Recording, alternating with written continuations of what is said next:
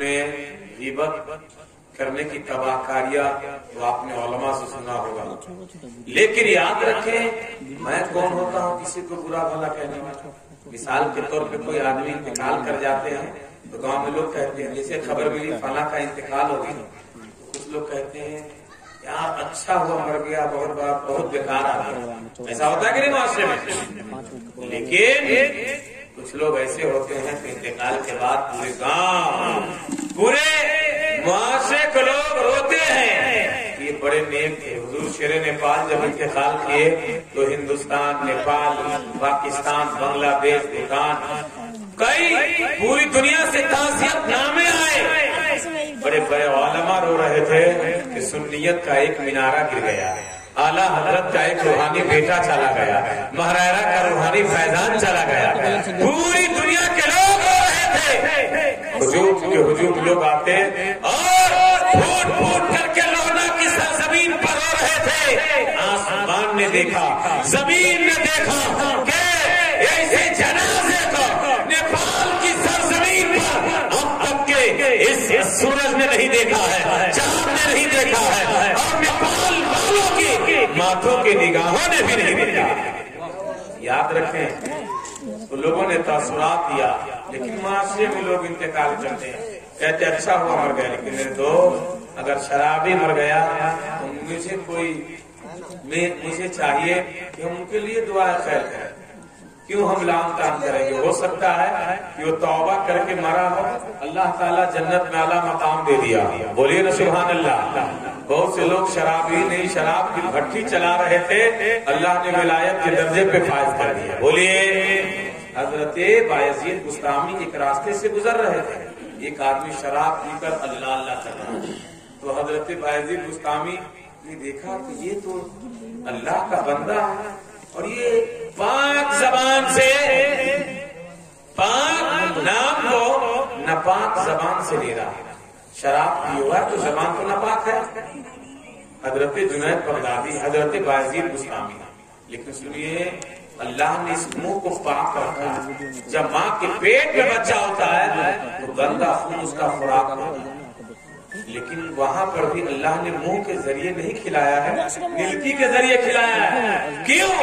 آپ جب سوال کریں گے بابا روحانی سے، جب آپ پوچھیں گے بابا قوم ملت علامہ ابراہیم رضا نوری سے، تو جواب دیں گے ارے اس لیے کھلایا ہے کہ کل جب میرا یہ بندہ جب زمین پر ماں کے پیٹ سے نکلے گا تو سبحان اللہ کہے گا، ماشاء اللہ کہے گا، قرآن پڑھے گا۔ اس لیے ہمیں اس کی زبان کو ناپاک خون سے بچا کر بھیجا ہے، نہ کہ ناپاک خون اس کے منہ میں رکھ کر بھیجا ہے۔ ارے بولیے نا اگر بات سمجھ میں آتی ہے۔ میں عرض کر رہا آج ہر گھر میں نل ہے کہ نہیں ہے؟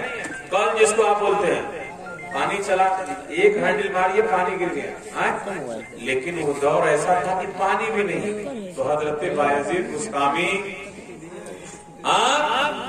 گئے دریا میں، ندی جس کو آپ بولتے ہیں، اور ایک کپڑا کو بھگاتے ہیں، اس میں لے کر آئے، اس کے منہ میں نچوڑ کر کلی کروا دیتے ہیں اور اٹھا کر کہتے ہیں کہ اللہ نے تجھے پیدا کیا ہے، اگر تو اللہ کا بندہ ہے تو سن، جب بھی تو شراب پیتا ہے پینا تو اللہ کا نام نہیں لینا۔ کیا کہا؟ ارے حضور صفت ولی کامل اپنے وقت کے قطب عالم کل ہو کر منبر پہ خطبے کے لیے کھڑے ہوئے تو کیا دیکھتے ہیں بھائی؟ اپنے کل ہو کر کیا دیکھتے ہیں کہ سب سے پہلے صف میں وہی شرابی بیٹھا ہوا ہے۔ بولیے کہاں؟ حضرت بایزید بستامی عرض کرتے مولا یہ تو کل شراب پی کر کے روڈ پہ پڑا ہوا تھا۔ وہ آواز آتی ہے بایزید بستامی تو نے میری محبت میں اس کے منہ کو دھل دیا ہے تو میں نے تیری محبت میں اس کے دل کو دھو دیا ہے، اب یہ ہمیشہ نماز پڑھے گا، قرآن پڑھے گا۔ یاد رکھیں اللہ والے جن کا کنیکشن ہو جاتا ہے وہ نمازی ہو جاتا ہے، جب نماز پڑھتا ہے وہ حلال کھاتا ہے تو یاد رکھے وہی ایمان اگر بچا کر دنیا سے جاتا ہے تو اللہ تعالیٰ اسے اس اعمال کے صدقے میں جنت میں اعلیٰ مقام دے دیتے ہیں۔ میں عرض کر رہا تھا کہ ایک آدمی جس کا نام کفیل تھا، شرابی تھا، زانی تھا، بہت مال تھا اس کے پاس، روزانہ الگ الگ لڑکیوں کو استعمال کرتا تھا. غور سے سنے نوجوانوں میری بات. آج روڈ پہ چلتے ہیں نگاہ محفوظ نہیں رہتی، دایاں بایاں دیکھتے ہیں، لیکن یہ طریقہ ہمارا نہیں. ہمارا طریقہ تو یہ ہے کہ ہم چلے تو ہم راستہ دیکھیں. حضرت یزید بستامی نے، اللہ کے ولی نے ایک شرابی کو منہ کو دھل دیا تو دیکھے وہ ہمیشہ ہمیشہ کے لیے نمازی بن گیا. بولیے نا. ایک کفیل لڑکا زانی تھا، روزانہ الگ الگ لڑکیوں کو استعمال کرتا تھا. ایک دن ایک غریب لڑکی اس کے جھانسے میں پھنس گئی. جیسے ہی پھنسی ہے تو کفیل نے رات کی اندھیری رات میں اس کے جسم پہ ہاتھ ڈالا. لڑکی کا جسم کانپنے لگا، رونے لگی. کفیل نے کہا کہ زندگی میں ہم نے اتنے لڑکیوں کو استعمال کیا، کوئی لڑکی نہ روئی نہ جسم کانپا، تو کیوں ڈر رہی ہے؟ بات کیا ہے؟ میں طاقتور آدمی، میرے پاس مال ہے، میرے سامنے شہر کا کوئی آدمی بولے گا نہیں.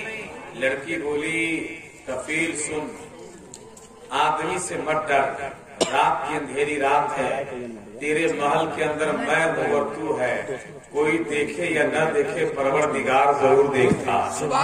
کفیل رونے لگا اور کہے لڑکی گواہ بن جا، میں اسی وقت توبہ کرتا ہوں، آج کے بعد میں غلط کام نہیں کروں گا.